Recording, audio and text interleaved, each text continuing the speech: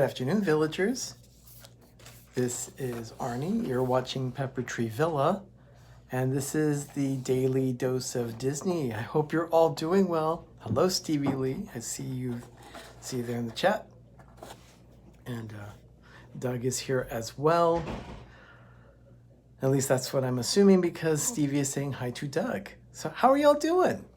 Good to see you all. Just back to the normal grind of everyday work. Hello, Mike Wheeler. Mike, thank you for that little bit of information earlier today. Mr. Rob Fuzz, how are you doing? It is good to see you. It's good to see all the villagers, actually. Pam's fam, great to have you here. Thank you for joining. Yeah, it is January 6th. I can't believe it. It's Epiphany. This is the last of the Christmas season. It's just over. Yeah, that painting, I still have to find out who the artist is on that painting. My coworker, this is her office, and she lets me use it when she's not here, and that's quite frequently at this time as she works a little earlier than me. And this week she's going to be on conference. R. Johns, the man, the myth, the legend. Thank you for being here, R. Johns. Good to see you, Richard. Oh my goodness. Tracy, awesome. Good to have you here. So let's go ahead and get started. It is January 6th. Let's hit up 1938 on this day. Okay, thanks, Doug. Thanks for that info.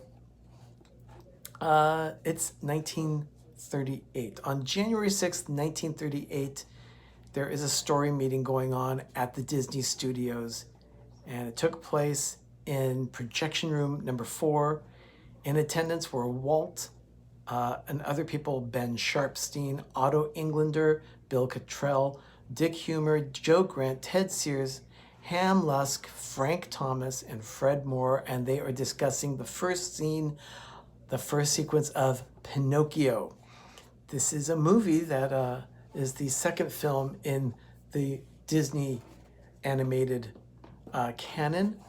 The first one, oh, Carlos, thank you for being there. At least I think I just saw Carlos join. Good to see you. There's a newsletter that's published on this day, actually, in 1939 for the first time. It's called The Bulletin. It's a studio employee newsletter. Yeah, we kind of get newsletters here at the office as well like that, but definitely not from Walt Disney Studios, of course, but oh well. 1985, let's jump forward quite a bit of time. The Disney Boffins, thank you for joining. Good evening, how are you doing? How are things on the other side of the pond today? Hope you've had a good day. This is something that's kind of near and dear to the heart of not just me, but other people that are part of the village. Stacy Rogers, hello there. I'm talking about Hallmark. And if you didn't know this, Hallmark actually used to have a store at Disneyland on Main Street. It was the Hallmark Card Shop, and it's in a location that is now currently housed by a store called Disney Clothiers. Disney Clothiers has men's, women's, and children's, and they're all in different departments. It's almost like a department store kind of thing set up. So if you go in, the first store that you see right off the corner, Doug, what? No. What? No. Hello, Todd Hall. If you have not seen Forky Asks a Question on Disney Plus, do yourself a favor. Check out the different shorts that are there. There's one that he has where he hears someone that's always on the phone, and their reaction is, what? No. What? No. And we love that a little bit. So funny. But yeah, the Hallmark Card Shop used to be on Main Street at Disneyland. It closed in 1985 on this day, and it reopened in March as Disney Clothiers. And like I said, it's almost like a department store. They have women's clothing in the first room, and then off to the side they have men's clothing area, and then children's is right behind the men's. It's a wonderful store. I really like Disney Clothiers. They have some of the higher end garments that are there that you don't see at the Emporium across the street. But yeah, Hallmark. You know, that's wonderful. I thought it was funny. Arnie saying hi to me. Then he talks about Hallmark. I think Hallmark was changing their names to Stacy Rogers because I spent way too much money there this year. I think Stacy, I think that would go to Ben though for spending too much money there so that they would change it. I think they've been thinking about changing the name to Ben's Hallmark at the Mickey Mall where we go shopping usually. But oh well. He did spend a lot there, as we all did. 1997, on January 6th, at Disneyland in New Orleans Square, Pirates of the Caribbean closed. It was preparing for their 30th anniversary renovation. So it was reopened and rededicated on March 7th, 1997, but on this day, it closed. We don't have any more Hallmarks up my way. They're called the Paper Store. Oh, I am so sorry to hear that. I would really miss Hallmark, although I'd probably just shop at hallmark.com for my ornaments. But you see, I like the tactile feel of opening up that ornament, checking out the quality of it myself. I really like to do that, see how everything looks. We usually have like 2 or 3 of the same ornament and we open them all up to check them out, make sure everything's okay with them. And generally they are. Sometimes you'll find one that's not quite up to snuff. Oh, they sell everything Hallmark. Oh, okay. That's good, Carlos. That's cool. Yeah, so in 1997, on this day in New Orleans Square, they closed Pirates of the Caribbean for a lengthy refurbishment so that it would be ready for its 30th anniversary. In 2002, this is kind of interesting. Remember the Max? Yeah, that's what it is. 2002, the Travel Channel aired a special for the very first time, one of their shows. It's called Great Hotels, Disney's Animal Kingdom Lodge. And it aired for the first time. It was the 25th episode of the first season of that show, which is hosted by a woman named Samantha Brown. Now, Doug and I have stayed at Animal Kingdom Lodge I think it was in Jamba House that we stayed at the first time that we were there, and then the second time we stayed at Kidani Village because we were with DVC members. We really like Animal Kingdom Lodge. The only thing that we don't like is the proximity. It is just so far away from everything. The real Brooklyn. Great to see you. Thank you for joining. So yeah, it's really hard to get around Walt Disney World when you are staying at Animal Kingdom Lodge. Yeah, it's just way out in the sticks. So 2003, Disneyland at this point is draining the rivers of America to go through a whole refurbishment of that. Now, that doesn't happen very often, but when it does, you really notice that the river is gone because the whole big vibe of that area of the park almost just dies because the river is so important to that area. The Rivers of America, when that was done, was 6 million gallons. It is now smaller than that because they cut away part of the river due to construction of Star Wars Galaxy's Edge. So it's smaller. I don't know what the capacity of the river is now. I'd have to find that out. But at that time, it was 6 million gallons.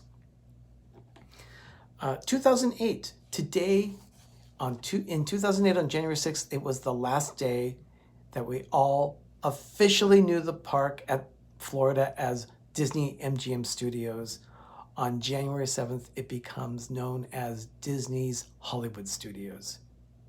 But as I've mentioned before, and so many people have reaffirmed that, everyone still calls it MGM. So, that's just the way it is. Once you get something in your mind, that's just the way it is. 2015. On this day in 2015, a new show is about to premiere on ABC, and it's a show called Marvel's Agent Carter. It stars Peggy Carter, the character Peggy Carter, as Agent Carter of the show. So Agent Carter premiered on this day in 2015. It was on for 2 seasons, and now it has those 2 seasons alive on Disney and on Disney Plus. Now, fortunately for me, it is now there. Doug and I had talked about wanting to see the Marvel Cinematic Universe, but we wanted to watch it all in order chronologically. Hi, Noah. Good to see you. And Agent Carter plays a key role in the chronological order of the Marvel Cinematic Universe. So we want to start by following a specific. Doug saw a specific list of how to watch what, including specific episodes to watch, and then you watch a certain movie or whatever, and you play around with that, and you do the same thing with Agents of S.H.I.E.L.D. So that also plays into part of the cinematic universe. So you have an idea of what characters are interacting with what superhero and when it all happens along the full timeline of the real chronological order of the universe. So maybe someday Doug and I will do that. I know we have it on our vision board this year to watch the Marvel Cinematic Universe. So I think we're going to try that. I don't know if we're going to just watch the movies or if we're going to try the chronological order, because we can do that now. So we might do that. And then on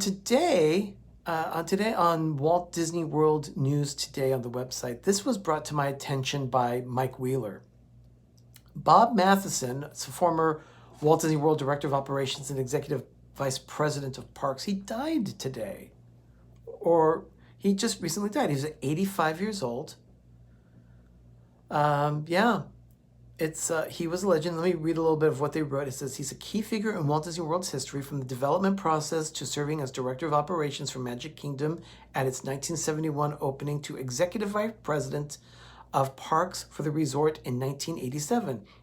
He passed away at the age of 85. Bob Matheson wore many hats while working for the Disney theme parks. Among his contributions, he helped develop Walt Disney World and create its executive training program. Bob never considered his contributions to be legendary, but instead pointed to his fellow employees by saying, I got to work with people that believed in loyalty, camaraderie, and sticking it out through good days and bad days. No one person could do everything by himself or herself. It was a team effort. Yes, Rob, Agent Carter is on Disney Plus. But that's Bob Matheson of Walt Disney World. He passed away, 85. He lived a long life.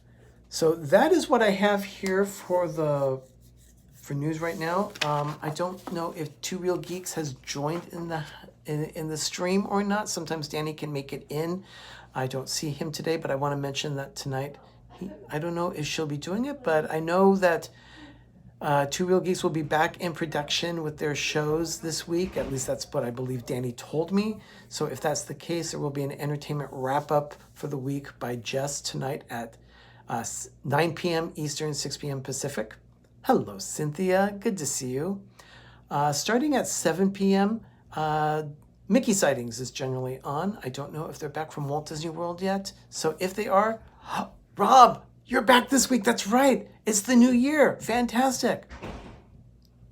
And you'll be streaming various nights this week. Rob, put it down there. Put it there in the chats. Tell me when you're going to be streaming, and we'll be watching. Definitely. Now, while I might not be able to participate all the time, oh no, I'm so sorry, Cynthia. Oh, I hope you feel okay. Yeah, I got to be careful about falling. I'm going to be stripping ornaments from Christmas trees and things like that this week. Doug and I are taking down the Christmas forest. 9 trees are down already, so we've made some good progress. But so we'll be doing that. And as a matter of fact, that's what we're going to be discussing tonight on PTV Live. But let me get to that. Mickey Sightings at 7, Steve's World at 8, Mickey's Magic at 9 o'clock, as well as Two Real Geeks with the entertainment wrap-up. That is if Jessie's back on schedule. I hope she is. And then at 10 p.m. Eastern, 7 p.m. Pacific, we have PTV Live. And tonight, our show is called Christmas Wrap-Up. That's right. Tonight, we are wrapping up Christmas. We are starting to tear down trees, starting to pack our ornaments up and put them away for the season. As a matter of fact, Ben will be stripping his Christmas tree of its ornaments on the show live tonight and probably discussing some of them. So what I would like you, our village, to do is we need your interaction. We want to hear from you. We want to hear your questions, your ideas. We want to hear a conversation here tonight on PTV Live because we want to discuss what you think of Ben's tree and his ornaments and so forth. So, oh my goodness, Cynthia, no, you need to recover. You've only got 9 weeks to recover. That's enough time. You can do it.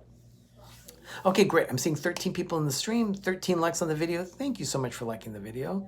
So anyway, to wrap things up, tonight, yes, PTV Live tonight at 10 p.m. We'll be discussing Christmas and how we dismantle our Christmas trees and what we do to pack. And I'll also show you the little kit that I put together for repairs and for different things that we do that we need access to.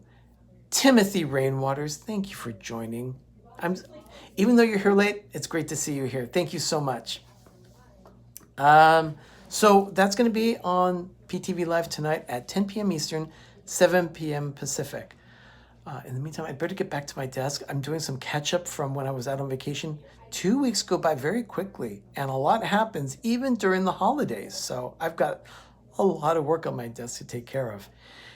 Everyone, thank you so much for joining me this afternoon. It's always a pleasure to see my village. It's always a lot of fun. And I hope you've enjoyed this time. I'm Arnie. You've been watching Pepper Tree Villa, the daily dose of Disney. That's PTV3D. In the meantime, everyone, I hope you have a magical afternoon and evening. Oh my goodness, that's right, Pam. You're going as well. Fantastic. It's good to see everyone. Thank you so much. And if you haven't yet, please hit that like button on your way out. We'll see you later tonight on PTV Live. In the meantime, everyone, have a great evening and have a great, big, beautiful tomorrow. We'll see you tomorrow for the Daily Dose of Disney and tonight at 10 p.m. for PTV Live. Good night, everyone.